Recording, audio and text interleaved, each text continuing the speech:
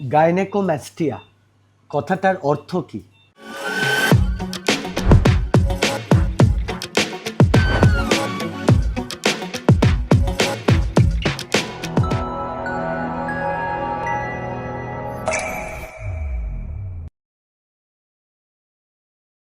নমস্কার, আমার নাম ডক্টর অনির্বাণ ঘোষ।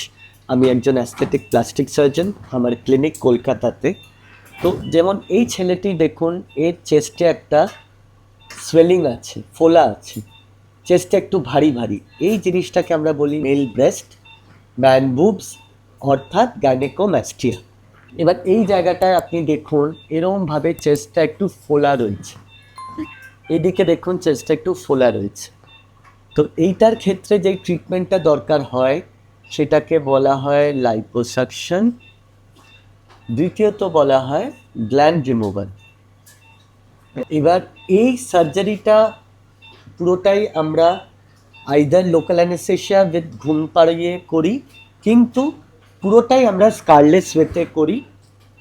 এইবার এইটা কি কি গ্রেড হয় এটা জানতে হলে পরের ভিডিওর জন্য আপনাকে ওয়েট করতে হবে। Thank you.